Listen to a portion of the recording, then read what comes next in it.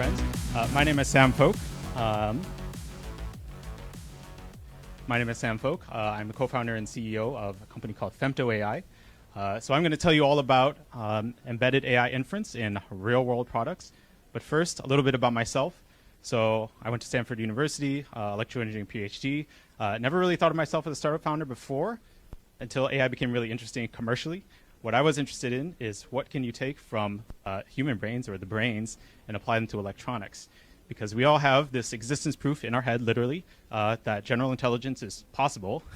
And we're still not there yet when it comes to our electronic devices. You know, we're thinking about building massive data centers, giant nuclear power plants, all sorts of things. We're bending over backward trying to make this work. But so there's a lot of things that you can still learn from basically looking at the brain and saying, well, what can we take from here and apply it to electronics? So we are all about semiconductors and building electronics that kind of work like the brain, also the software stack and the applications.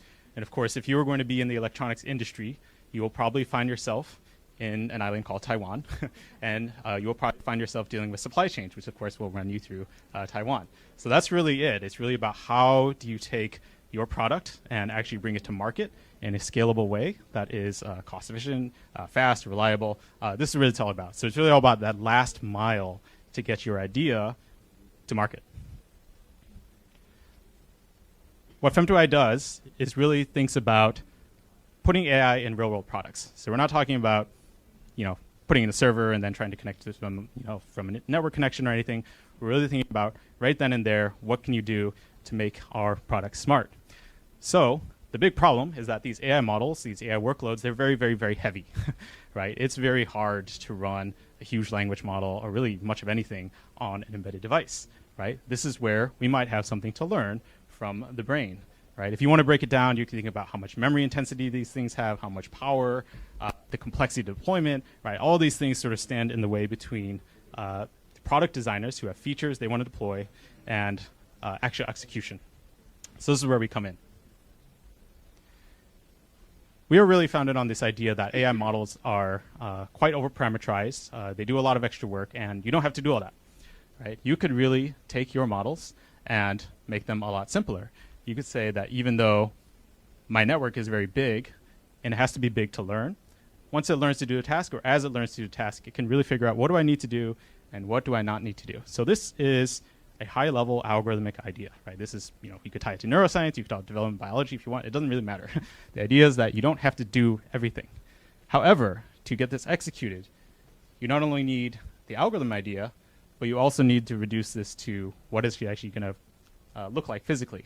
So if you take that network that I just showed and we reduce it to the actual, what is the memory footprint, by eliminating all that work that we don't need to do, we can, of course, make that a lot smaller, which is what we're showing here. And then finally, at the end of the day, this, of course, has to run on a real piece of silicon. So that reduced memory footprint can be, of course, compressed in representation and then deployed on a piece of silicon, which you might make in a place called Taiwan. So this is what femtoAI is all about. It's about that idea that models are doing more work than they need to do. And when you combine that with the algorithm, the software, and the hardware, all co-designed very tightly together, you can unlock techniques for model developers to optimize their models that they could not use otherwise. Right? That's the differentiated advantage that we provide. So if you want 10x smaller silicon, you want 100x less power, whatever you care about, this is actually possible. But it requires this tight integration up and down the stack. Now, where we came in to ICTGG and the Taiwan ecosystem is how we actually get this made.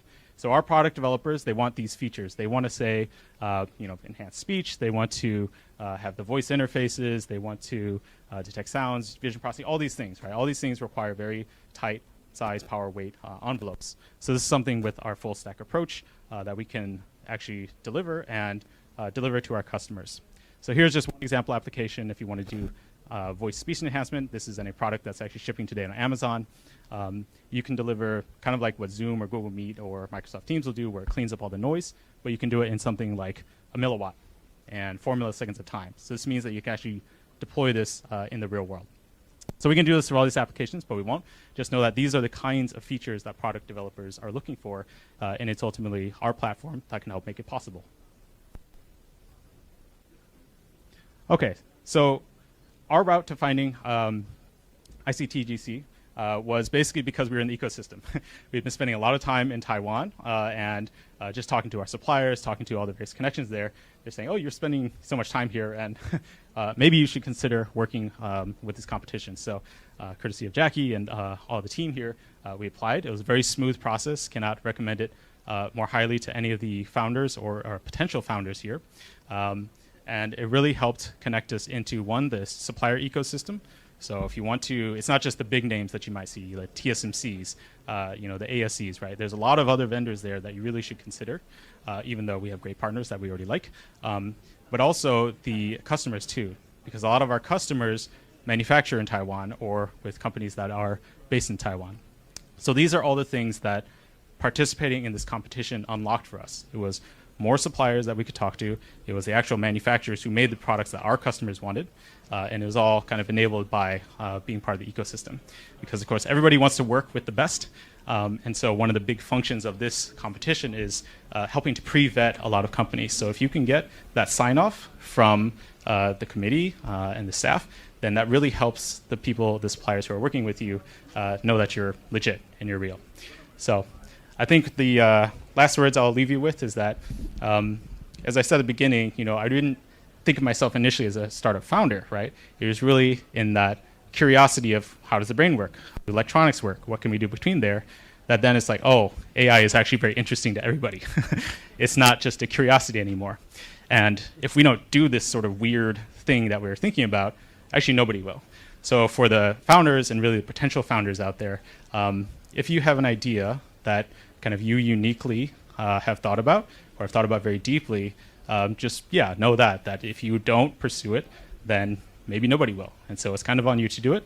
And one of the great things about ICTGC is that you don't have to do it alone. You can do it in this whole ecosystem, and you can get started very quickly to get your idea from silicon, from just a silicon idea to actually pieces of silicon. So with that, thank you for the time.